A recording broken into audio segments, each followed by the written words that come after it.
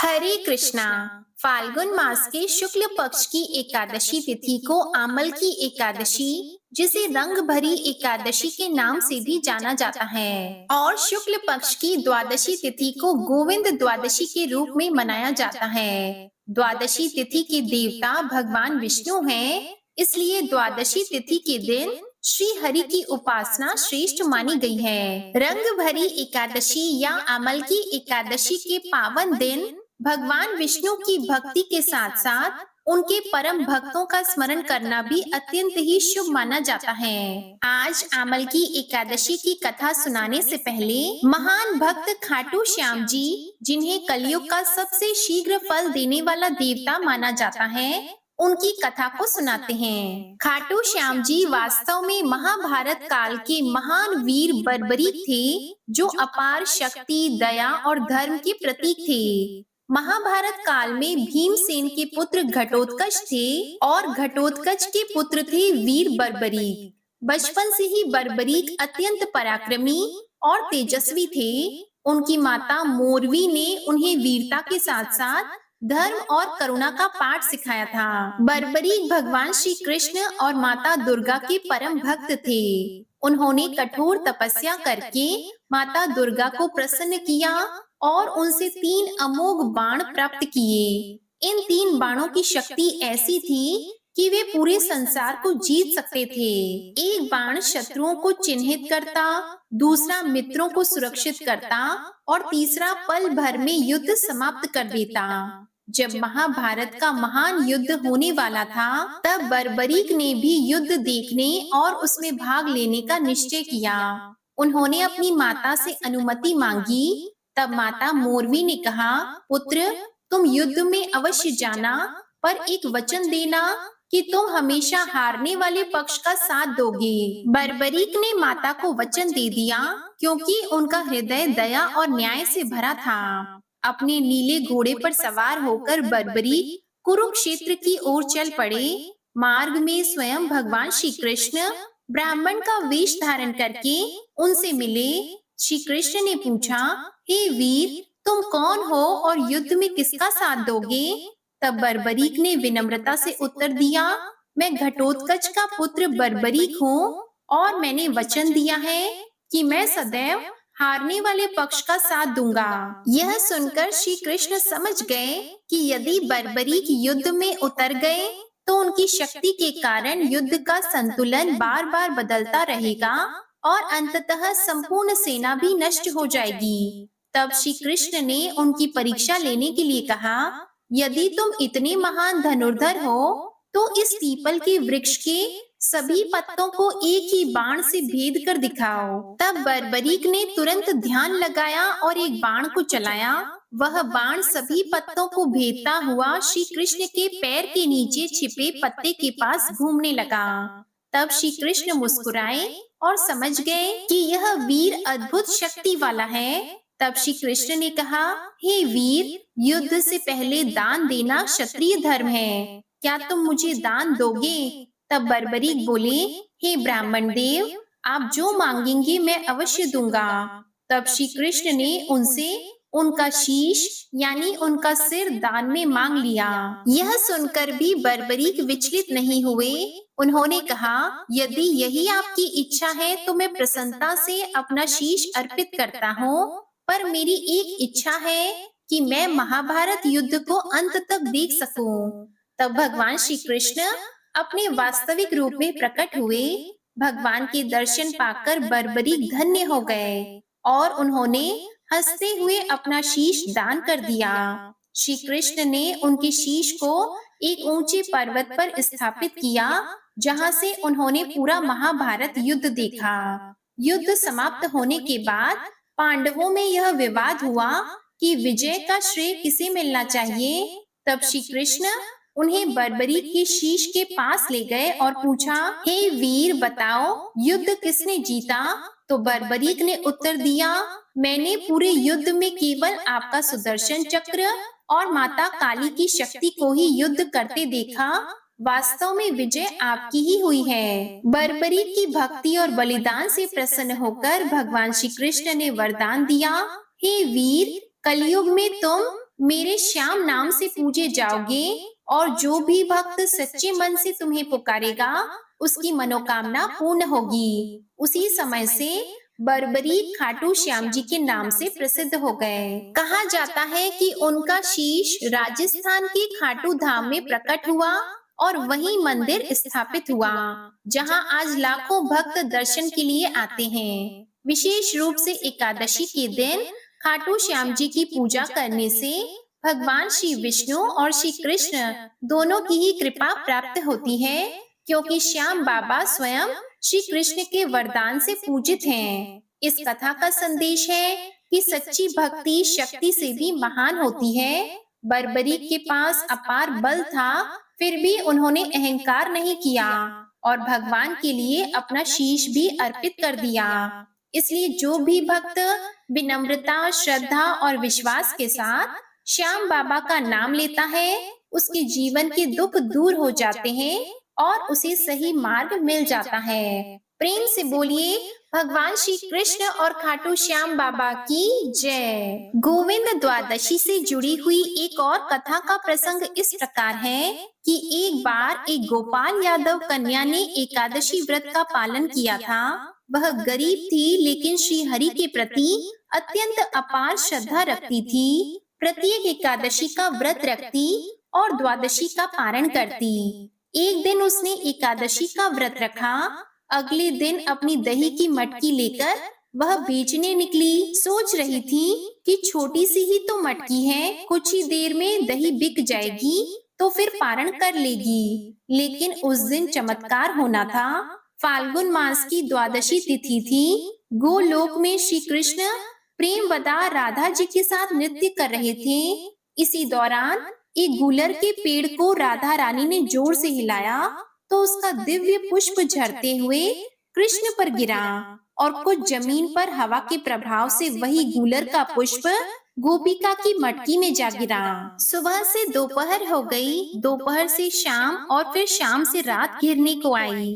दही बिकती जाती थी, लेकिन मटकी थी कि खाली ही नहीं होती थी। इस तरह गोपिका का द्वादशी का भी व्रत हो गया और उसने इसे प्रभु कृपा माना और फिर हर एकादशी के साथ फाल्गुन द्वादशी का व्रत भी करने लगी और इसी के पुण्य प्रभाव से वह अंत में श्री कृष्ण के ही वैकुंठ धाम को चली गई। फाल्गुन मास की यह दिव्य एकादशी केवल उपवास का ही नियम नहीं, बल्कि भक्ति, प्रेम और मोक्ष की त्रिवेणी है। इस दिन भगवान शिव माता पार्वती को विदा कराकर काशी पधारे थे और भक्तों ने रंग और गुलाल उड़ाकर उनका स्वागत किया था।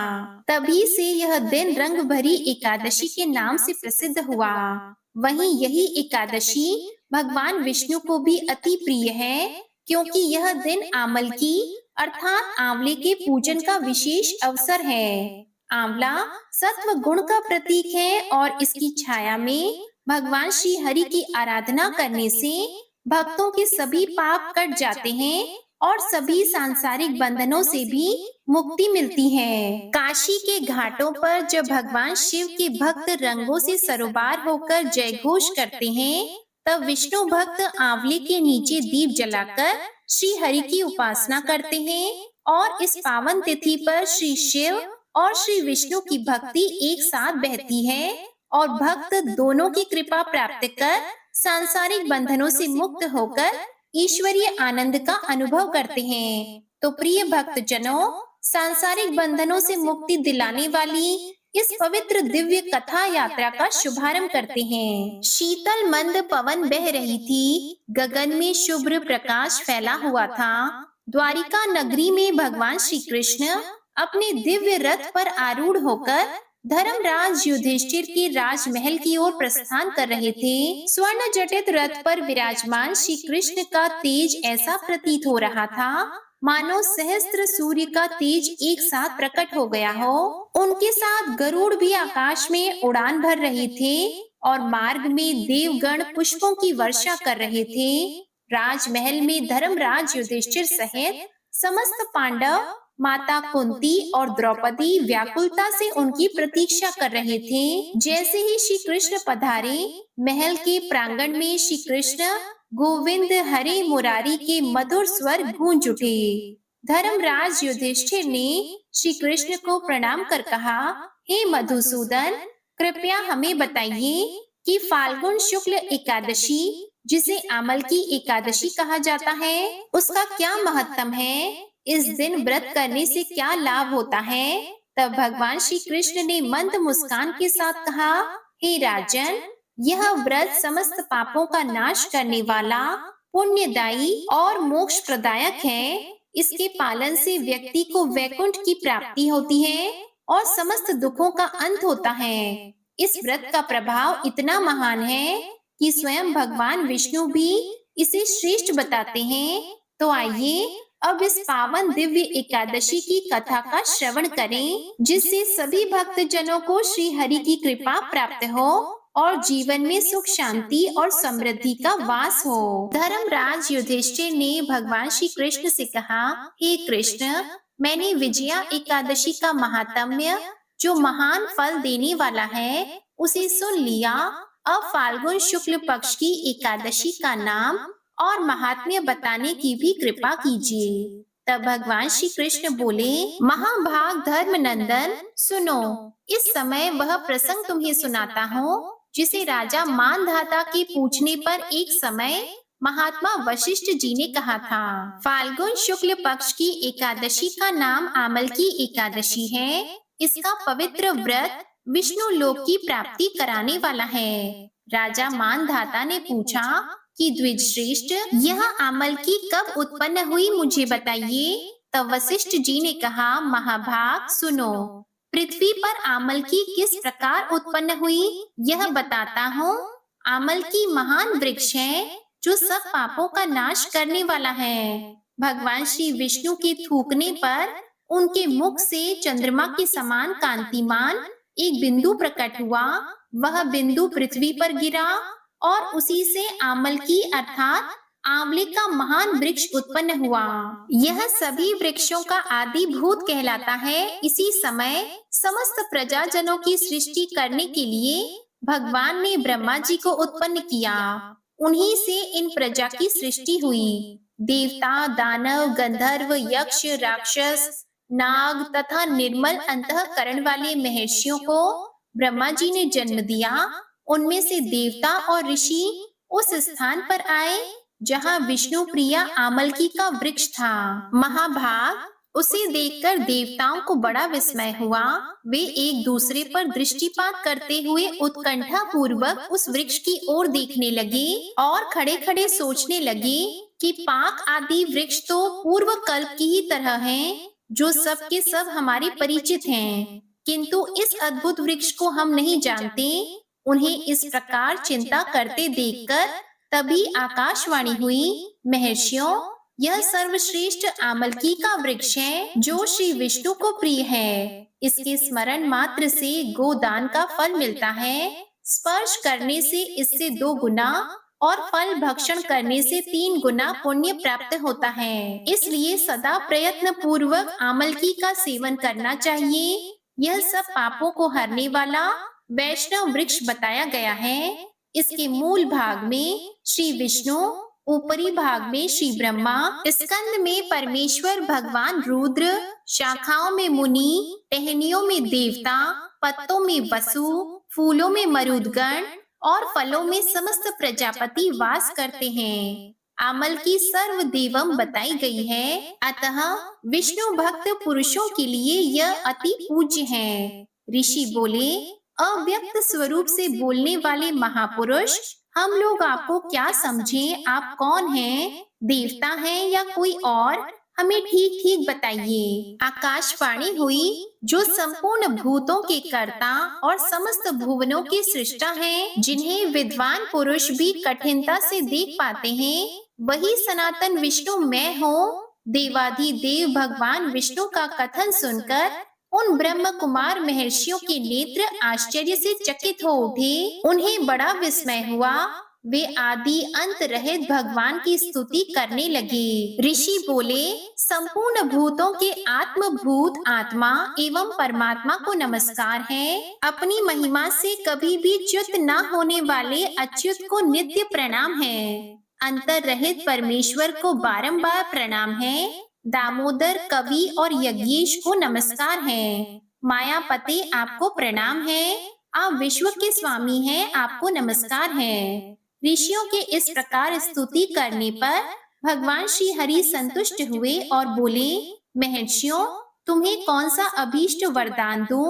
ऋषि बोले, भगवान, यदि आप संतुष्ट हैं तो हम लोगों के हित के लिए कोई ऐसा व्रत बताइए जो स्वर्ग और मोक्ष रूपी फल प्रदान करने वाला हो। श्री विष्णु बोले, महर्षियों, फाल्गुन शुक्ल पक्ष में यदि पुष्य नक्षत्र से युक्त द्वादशी हो तो वह महान पुण्य देने वाली और बड़े बड़े पापों का नाश करने वाली होती है। द्विजवरों, उसमें जो विशेष कर्तव्य है उसको सुनो। आमल की एकादशी में आंवले के वृक्ष के पास जाकर वहां रात्रि में जागरण करना चाहिए। इससे मनुष्य समस्त पापों से छूट जाता है और सहस्त्र गोदान का फल प्राप्त करता है। विप्रगण, यह व्रतों में उत्तम व्रत है जिसे मैंने तुम लोगों को बताया है। ऋषि बोले, भगवान, इस व्रत की विधि भी बताइए। यह कैसे पूर्ण होता है? इसके देवता, नमस्कार और मंत्र कौन कौन से बताए गए हैं? उस समय स्नान और दान कैसे किया जाता है?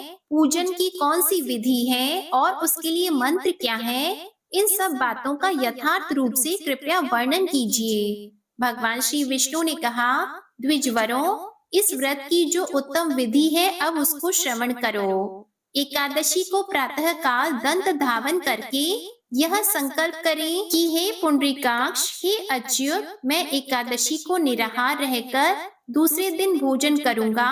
आप मुझे शरण में रखें। ऐसा नियम लेने के बाद पतित, चोर, पाखंडी, दुराचारी, मर्यादा भंग करने वाले और गुरु पत्नी गामी मनुष्य से वार्तालाप न करें। अपने मन को वश में रखते हुए नदी में, पोखरे में, कुएं पर या फिर घर में ही स्नान करें। स्नान करने से पहले शरीर में मिट्टी लगाएं और इस प्रकार कहें, हे वसुंधरे, तुम्हारे ऊपर अश्व और रथ चला करते हैं तथा वामन अवतार के समय भगवान विष्णु ने भी तुम्हें अपने पैरों से नापा था। मृत्तिके, मैंने करोड़ों जन्मों में जो पाप किए हैं, मेरे उन सभी पापों को हर लो। फिर स्नान करते हुए इस प्रकार कहें, जल की अधिष्ठात्री देवी, हे माता, तुम संपूर्ण भूतों के लिए जीवन हो, वही जीवन जो स्वेदज और उद्भिज जाति के जीवों का भी रक्षक है। आप रसों की स्वामिनी हो, आपको नमस्कार है। आज मैं संपूर्ण तीर्थों, कुंडों, झरों, नदियों और देव संबंधी सरोवरों में स्नान कर चुका। मेरा यह स्नान उक्त सभी स्नान का फल देने वाला हो। विद्वान पुरुष को चाहिए कि वह परशुराम जी की सोने की प्रतिमा बनवाए। प्रतिमा अपनी शक्ति और धन के अनुसार 1 या आधे माह से स्वर्ण की होनी चाहिए। स्नान के बाद घर आकर पूजा और हवन करें। इसके बाद सब प्रकार की सामग्री लेकर आंवले के वृक्ष के पास जाएं। वहां वृक्ष के चारों ओर की जमीन झाड़ बुहार लीप पोत कर शुद्ध कर लें। शुद्ध की हुई भूमि में मंत्र पाठ पूर्वक जल से भरे हुए नवीन कलश की स्थापना करें। कलश में पंच रत्न और दिव्य गंध आदि छोड़ दें। श्वेत चंदन से उसको चर्चित करें। कंठ में फूल की माला पहनाएं। सब प्रकार के धूप की सुगंध फैलाएं। जलते हुए दीपकों की श्रेणी सजाकर रखें। तात्पर्य यह है कि सब ओर से सुंदर और मनोहर दृश्य उपस्थित करें। पूजा के लिए नवीन छाता, जूता और वस्त्र भी मंगाकर रखें। कलश के ऊपर एक पात्र रखकर उसे दिव्य लाजों अर्थात कीलों आदि से भर दें। फिर उसके ऊपर स्वर्णिम परशुराम जी की स्थापना करें। विश्वकाय नमः कहकर उनके चरणों की, विश्व रूपिणे नमः से दोनों घुटनों की, उग्राय नमः से जांघों की, दामोदराय नमः से कटिभाग की, पद्मनाभी नमः से उदर की, श्री वत्स धारणे नमः से वक्ष स्थल की, चक्रणे नमः से बाई बाह की, गदिने नमः से दाहिनी बाह की, वैकुंठाय नमः से कंठ की, यज्ञ मुखाय नमः से मुख की, विशोक निधि नमः से नासिका की, वासुदेवाय नमः से नेत्रों की, वामनाय नमः से ललाट की, सर्वात्मने नमः से संपूर्ण अंगों और मस्तक की पूजा करें। यही पूजा के मंत्र हैं। इसके बाद भक्ति युक्त चित्त से शुद्ध फल के द्वारा देवाधिदेव परशुराम जी को अर्घ प्रदान करें। अर्घ देते समय इस प्रकार कहें, देव देवेश्वर जमदग्नि नंदन श्री विष्णु स्वरूप परशुराम जी आपको नमस्कार है, नमस्कार है। आंवले के फल के साथ दिया हुआ मेरा ये अर्घ कृपया ग्रहण कीजिए। इसके बाद भक्ति युक्त चित्त से जागरण करें। नृत्य, संगीत, वाद्य, धार्मिक उपाख्यान या फिर श्री विष्णु संबंधी कथा वार्ता आदि के द्वारा उस रात्रि को व्यतीत करें। उसके बाद भगवान विष्णु के नाम ले लेकर आमल की वृक्ष की परिक्रमा 108 या 28 बार करें। फिर सवेरा होने पर श्री हरि की आरती करें। ब्राह्मण की पूजा करके वहाँ की सब सामग्री उसे निवेदन कर दें। परशुराम जी का कलश, 2 वस्त्र, जूता आदि सभी वस्तुएं दान कर दें और यह भावना करें कि परशुराम जी के स्वरूप में भगवान श्री विष्णु मुझ पर प्रसन्न हो। इसके बाद आमलकी का स्पर्श करके उसकी प्रदक्षिणा अर्थात परिक्रमा करें और स्नान करने के बाद विधि पूर्वक ब्राह्मणों को भोजन कराएं। इसके बाद कुटुंब के साथ बैठकर स्वयं भी भोजन करें। ऐसा करने से जो पुण्य होता है वह सब बताता हूँ, सुनो। संपूर्ण तीर्थों के सेवन से जो पुण्य प्राप्त होता है और सब प्रकार के दान देने से जो फल मिलता है वह सब उपयुक्त विधि के पालन से सुलभ हो जाता है। समस्त यज्ञों की अपेक्षा भी अधिक फल मिलता है, इसमें तनिक भी संदेह नहीं है। यह व्रत सभी व्रतों में उत्तम है, जिसका मैंने तुमसे पूरा पूरा वर्णन किया है। वशिष्ठ जी कहते हैं, महाराज, इतना कहकर देवेश्वर भगवान विष्णु वहीं अंतर ध्यान हो गए। इसके बाद उन समस्त महर्षियों ने उक्त व्रत का पूर्ण रूप से पालन किया। हे राजन, इस प्रकार तुम्हें भी इस व्रत का अनुष्ठान करना चाहिए। भगवान श्री कृष्ण कहते हैं, हे युधिष्ठिर, यह दुर्धर्ष व्रत मनुष्य को सभी पापों से मुक्त कराने वाला है। अब इसी विषय में एक और प्रसंग कहता हूँ, ध्यान पूर्वक सुनो। एक बार वैदिश नाम का एक नगर था, जिसमें ब्राह्मण, क्षत्रिय, वैश्य और शूद्र चारों वर्ण आनंद सहित रहा करते थे। उस नगर में सदैव वेद ध्वनि गूंजा करती थी तथा पापी, दुराचारी और नास्तिक उस नगर में कोई नहीं था। उस नगर में चैत्रथ नाम का चंद्रवंशी राजा राज्य करता था। वह अत्यंत विद्वान और धर्मी था। उस नगर में कोई भी व्यक्ति दरिद्र और कंजूस नहीं था। सभी नगरवासी विष्णु भक्त थे और अबाल, वृद्ध, स्त्री, पुरुष एकादशी का व्रत किया करते थे। एक समय फाल्गुन माह के शुक्ल पक्ष की आमल की एकादशी आई। उस दिन राजा, प्रजा और बाल व्रत सबने हर्ष पूर्वक व्रत किया। राजा अपनी प्रजा के साथ मंदिर में जाकर पूर्ण कुंभ स्थापित करके धूप, दीप, नैवेद्य, पंचरत्न आदि से धात्री अर्थात आंवले का पूजन करने लगे और इस प्रकार स्तुति करने लगे, हे धात्री, आप ब्रह्म स्वरूप हो, आप ब्रह्मा जी द्वारा उत्पन्न हुए हो और समस्त पापों का नाश करने वाले हो। आपको नमस्कार है। अब आप मेरा अर्घ स्वीकार करो।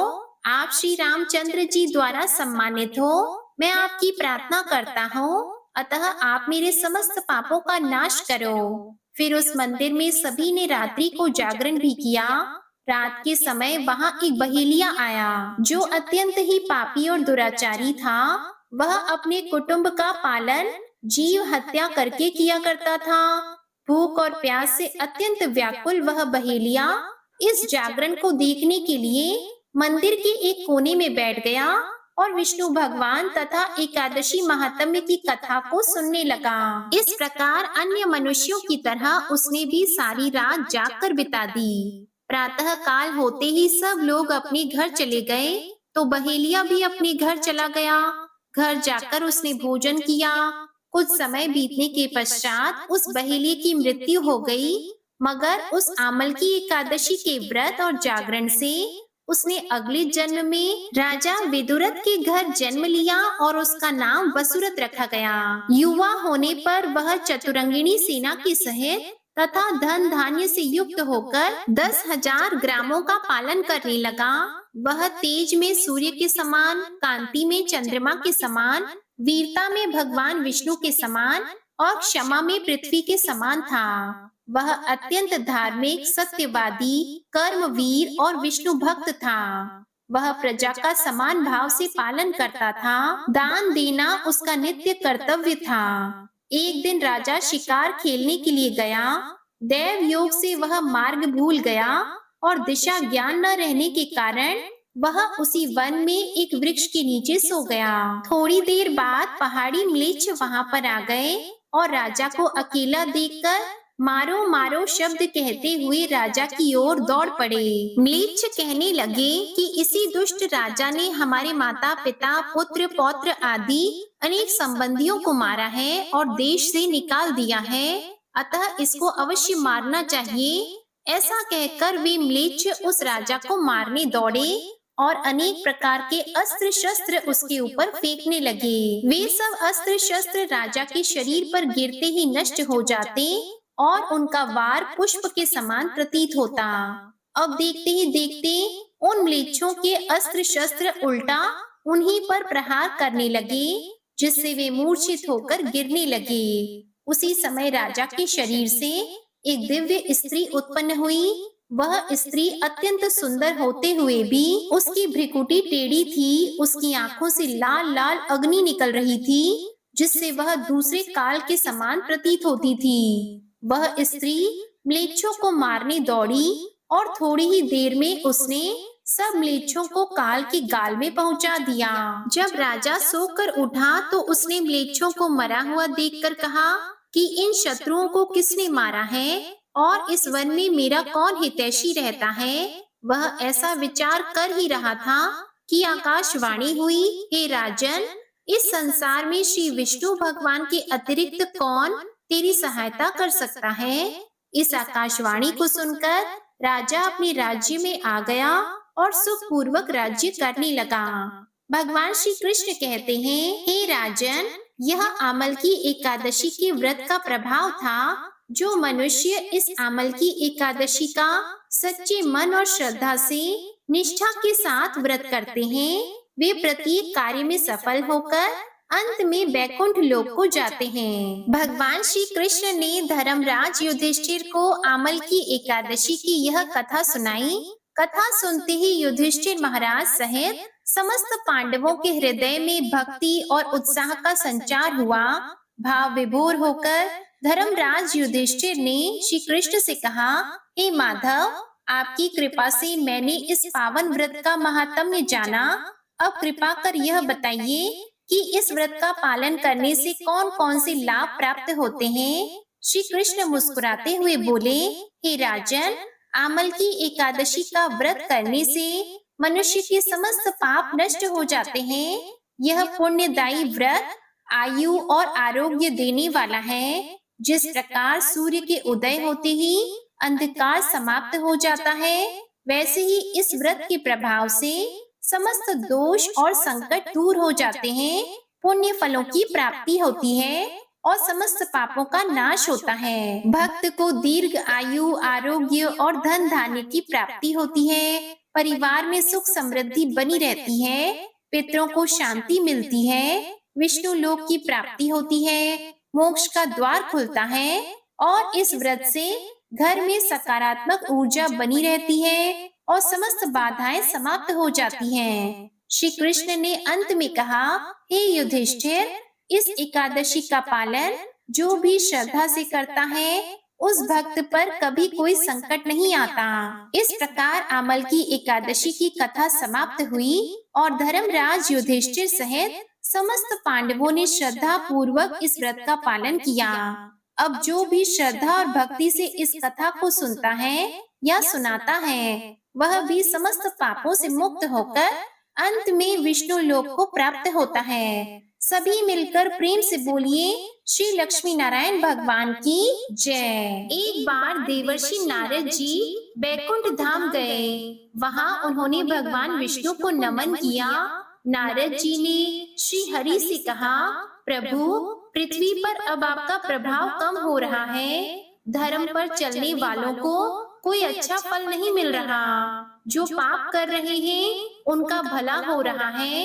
तब भगवान श्री हरि ने कहा, ऐसा नहीं है देवर्षि, जो भी हो रहा है सब नियति के जरिए हो रहा है। नारद जी बोले, मैं तो देख कर आ रहा हूँ, पापियों को अच्छा फल मिल रहा है और भला करने वाले धर्म के रास्ते पर चलने वालों को बुरा फल मिल रहा है। भगवान ने कहा, कोई एक ऐसी घटना बताओ। तब नारद जी ने कहा, अभी मैं एक जंगल से आ रहा हूँ, वहाँ एक गाय दलदल में फंसी हुई थी, कोई उसे बचाने वाला नहीं था। तभी एक चोर उधर से गुजरा, गाय को फंसा हुआ देखकर भी वह नहीं रुका, वह उस पर पैर रखकर दलदल लांग कर निकल गया।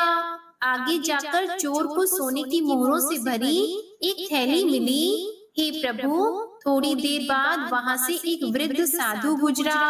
उसने उस गाय को बचाने की पूरी कोशिश की, पूरे शरीर का जोर लगाकर उस गाय को बचा लिया।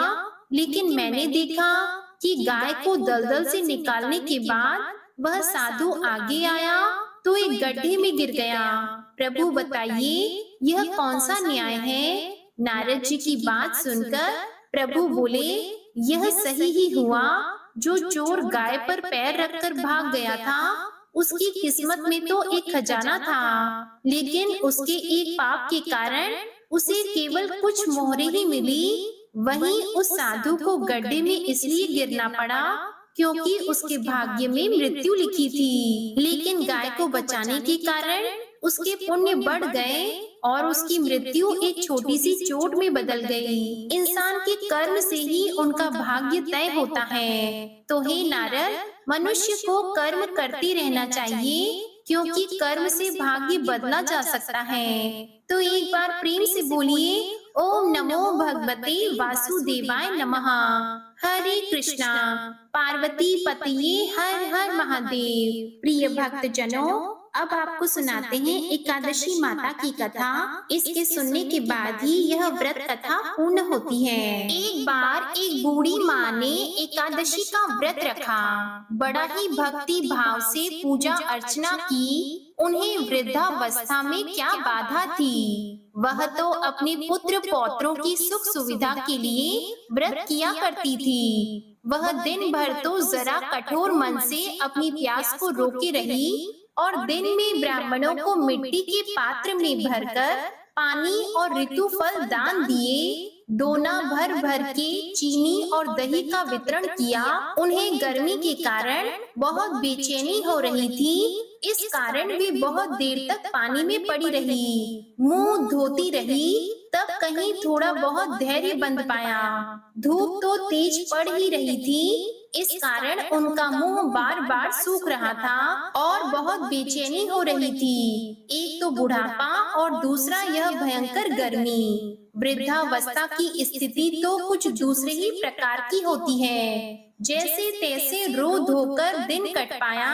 अब पहाड़ सी रात सामने थी, उनका कटना बड़ा ही कठिन दिखाई दे रहा था। खटिया पर पड़े पड़े शांति नहीं मिल रही थी। वे बार बार करवट बदल रही थी। अनेक बार वे बाहर जाती और भीतर आती। उन्हें घर के अंदर शांति नहीं थी। वे खटिया पर पड़ी पड़ी एकादशी माता का स्मरण कर रही थी। वे कहती रही कि हे माता जी, आप मेरी लाज रखिएगा, आप ही मुझे शांति दीजिएगा, जिससे मैं यह व्रत कर सकूं और यह पहाड़ सी रात शांति पूर्वक व्यतीत हो सके। प्यास के कारण बूढ़ी माँ की बेचैनी तो बढ़ती ही जा रही थी। उन्होंने धैर्य रखने का बहुत प्रयास किया, किंतु सहनशीलता की सीमा टूट गई और वे घबराकर एकदम चिल्ला उठी। बोली कि बचाओ बचाओ। अम्मा का चिल्लाना सुनकर परिवार भर के नर नारी, बच्चे और पड़ोसी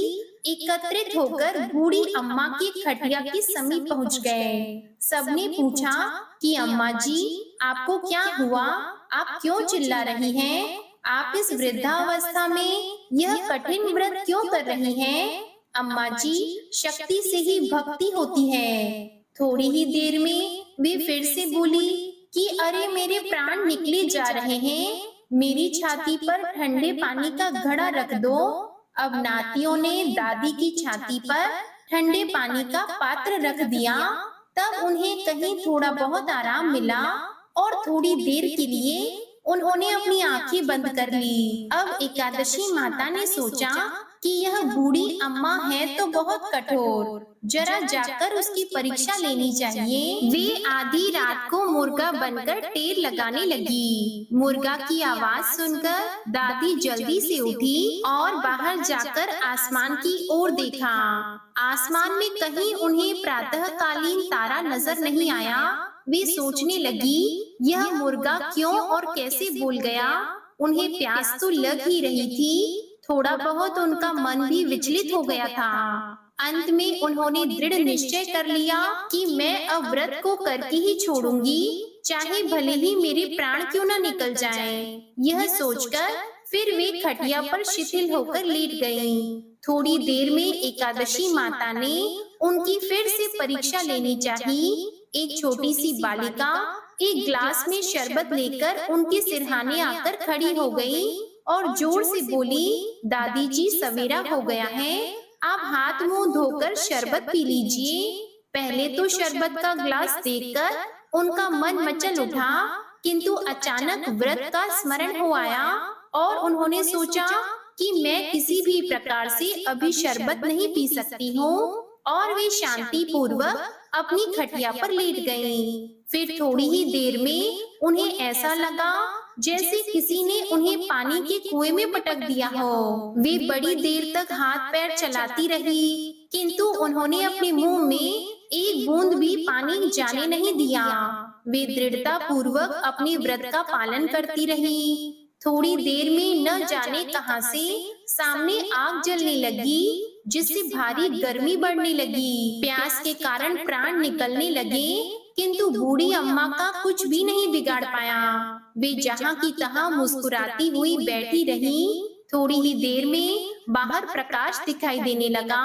ऐसा लगा जैसे सवेरा हो गया हो। बूढ़ी अम्मा ने जब बाहर निकलकर देखा तो समझ गई अभी सवेरा होने में 3-4 घंटे की देरी है। यह जानकर वे शांति पूर्वक इधर उधर घूमने लगी। फिर एकादशी माता यह बात अच्छी तरह से समझ गई कि यह बूढ़ी अम्मा किसी भी प्रकार से अपने व्रत से नहीं टल सकती हैं। वे उनके सत्य व्रत को अच्छी तरह से समझ गईं। अब सवेरा होते ही बूढ़ी माता ने स्नान किया, भगवान का पूजा पाठ किया, एकादशी की कथा सुनी, ब्राह्मणों को दक्षिणा देकर भोजन कराया।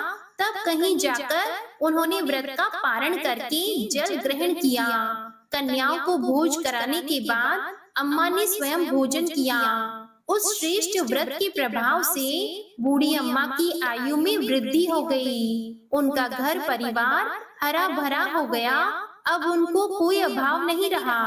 वे हर तरह से सुख साधनों से संपन्न हो गईं। नाती नातिन से उनका घर भर गया और वे उसी तरह से 12 महीने की एकादशी का व्रत करने लगी। एकादशी माता के व्रत के प्रताप से इस संसार में हर प्रकार के सुख भोग कर अंत में वे बैकुंठ धाम को चली गईं। जैसे एकादशी माता ने बूढ़ी माता और उनके परिवार को हरा भरा किया, ऐसे ही एकादशी माता हम सभी की मनोकामनाओं को पूर्ण करें। बोलिए श्री लक्ष्मी नारायण भगवान की जय। प्रिय भक्त जनों, आइए अब श्रवण करते हैं इस एकादशी व्रत कथा को पूर्ण करने वाली श्री तुलसी देवी की कथा।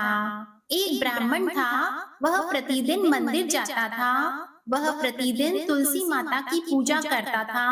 वह तुलसी माता से प्रतिदिन प्रार्थना करता था कि हे तुलसी महारानी, मेरे आनंद करना। तुलसी माता ने सोचा कि यह ब्राह्मण तो बहुत सीधा है और गरीब है और प्रतिदिन मेरी पूजा करता है, मुझे इसके लिए कुछ न कुछ करना चाहिए। तो तुलसी महारानी एक कन्या का रूप धारण करके बैठ गई और उस ब्राह्मण को बोली कि ब्राह्मण, मैं भी तेरे घर जाना चाहती हूँ। ब्राह्मण ने सोचा 6 लड़कियां तो मेरे पहले से ही हैं और 7 लड़कियों का मैं कैसे पालन पोषण करूँगा। लड़कियों की शादी कैसे करूँगा? मेरे पास तो कुछ ऐसा भी नहीं है। यह विचार करके वह बहुत ही परेशान रहने लगा। उसको तो भोजन भी नहीं भा रहा था। उसकी स्त्री ने कहा, क्या बात है, आजकल आप बहुत दुखी रहने लगे हैं? तो इस पर ब्राह्मण बोला कि मैं मंदिर जा रहा हूँ, वहाँ पर एक छोटी सी सुंदर सी कन्या बैठी है और वह कहती है कि ब्राह्मण, मैं आपके घर आऊंगी। तो उसकी पत्नी बोली, अरे इसमें परेशान होने की क्या बात है, आ रही है तो आने दो। ब्राह्मण बोला कि पहले से अपनी 6 बेटियां हैं, उनकी भी अपने को शादी करवानी है। तो इस पर ब्राह्मणी बोली कि अरे यह कोई बात नहीं, अपनी 6 लड़कियों की शादी करवाएंगे, वैसे 7वीं का भी करवा देंगे। अपनी 7 लड़कियों की शादी साथ में करवा देंगे। अब अगले दिन जब ब्राह्मण मंदिर गया तो उस छोटी कन्या ने पूछा, ब्राह्मण, मैं आपके साथ घर आऊंगी? तो ब्राह्मण बोला, हाँ बेटी चलो। उसको वह घर ले आया। तुलसी माता के कन्या रूप में ब्राह्मण के घर आने से ब्राह्मण के घर बहुत ही आनंद हो गया। घर में लक्ष्मी की बारिश होने लगी। जब ब्राह्मण 7 कन्याओं की शादी के लिए वर ढूंढने लगा तो उस छोटी कन्या ने कहा कि मेरे तो शालिग्राम जी के मंदिर में जाकर शालिग्राम जी को बोलना कि बारात लेकर आए और मेरी 6 बहनों को तुम्हारी इच्छा से वर ढूंढना। अब तुलसी महारानी की दया से ब्राह्मण के घर में सब प्रकार के जेवर और वस्त्र सब तैयार हो गए और बड़ी ही धूमधाम से उसकी 6 बेटियों का विवाह हुआ। तब ब्राह्मण ने उस कन्या का विवाह श्री शालिग्राम जी से करवाया और अत्यंत ही परम गति को प्राप्त किया। प्रेम से बोलिए तुलसी महारानी और शालिग्राम भगवान की जय। प्रिय भक्त जनों, इस कथा को समाप्त करते हुए आइए अब श्रवण करते हैं एकादशी माता की आरती।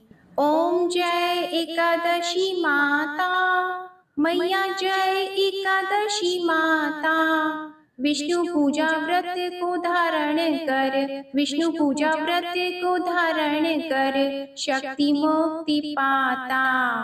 ओम जय एकादशी माता, तेरे नाम गिनाऊं देवी, भक्ति प्रदान करनी, मैया भक्ति प्रदान करनी। गण गौरव की देनी, गण गौरव की देनी, माता शास्त्रों में वरनी।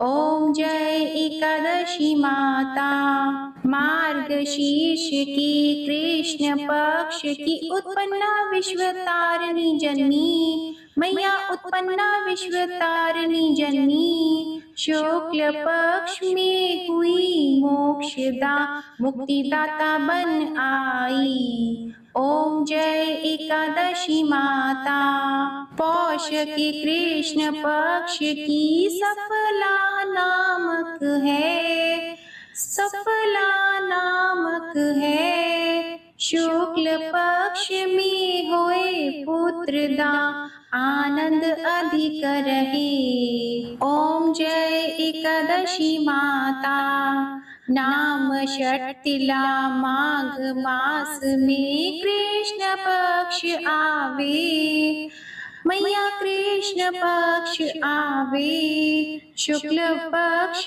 में जया कहावे, शुक्ल पक्ष में जया कहावे, विजय सदा पावे। ओम जय एकादशी माता, विजया फागुन कृष्ण पक्ष में शुक्ला आमल की, मैया शुक्ला आमल की। पाप मोचनी कृष्ण पक्ष में चैत्र महाबली की। ओम जय एकादशी माता, चैत्र शुक्ल में नाम कामदा, धन देने वाली, मैया धन देने वाली। नाम वरूथिनी कृष्ण पक्ष में, नाम वरूथिनी कृष्ण पक्ष में, वैशाख माह वाली। ओम जय एकादशी माता। शुक्ल पक्ष में होई मोहिनी, अपराज्येष्ठ कृष्ण पक्षी, नाम निर्जला सब सुख करनी, नाम निर्जला सब सुख करनी, शुक्ल पक्ष रखी। ओम जय एकादशी माता। योगिनी नाम आषाढ़ में जानो, कृष्ण पक्ष करनी, देव शैनी नाम कहायो, शुक्ल पक्ष धरनी। ओम जय एकादशी माता। कामिका श्रावण मास में आवे, कृष्ण पक्ष कहिए, श्रावण शुक्ला होए पवित्रा, आनंद से रहिए। ओम जय एकादशी माता। अजा भाद्रपद कृष्ण पक्ष की परिवर्तिनी शुक्ला, इंद्रा आश्विन कृष्ण पक्ष में, इंद्र आश्विन कृष्ण पक्ष में, व्रत से भवसागर निकला। ओम जय एकादशी माता। पापंकुशा है शुक्ल पक्ष में, आप हरनहारी, रमा मास कार्तिक में आवे, सुखदायक भारी। ओम जय एकादशी माता। देवोत्थानी शुक्ल पक्ष की, दुख नाशक मैया, मैया दुख नाशक मैया, पावन मास में करूं विनती, पावन मास में करूं विनती, पार करो नैया। ओम जय एकादशी माता। परमा कृष्ण पक्ष में होती, जन मंगल करनी, मैया जन मंगल करनी, शुक्ल मास में होए पद्मिनी, शुक्ल मास में होए पद्मिनी, दुख दारिद्र हरनी। ओम जय एकादशी माता। जो कोई आरती एकादशी की भक्ति सहित गावे, मैया भक्ति सहित गावे, जन गुरदिता स्वर्ग का वासा, जन गुरदिता स्वर्ग का वासा, निश्चय वह पावे। ओम जय एकादशी माता। ओम जय एकादशी माता। ओम जय एकादशी माता। प्रेम से बोलिए एकादशी माता की जय। प्रेम से बोलिए भगवान श्री लक्ष्मी नारायण जी की जय। आज की ये वीडियो पसंद आई हो तो वीडियो को लाइक जरूर कीजिएगा, शेयर कीजिएगा, कमेंट में भगवान श्री लक्ष्मी नारायण जी और एकादशी माता की जय लिखिएगा और हमारे चैनल आध्यात्मिक सागर को सब्सक्राइब जरूर कीजिएगा। प्रेम से बोलिए भगवान श्री विष्णु जी और माता लक्ष्मी जी की जय।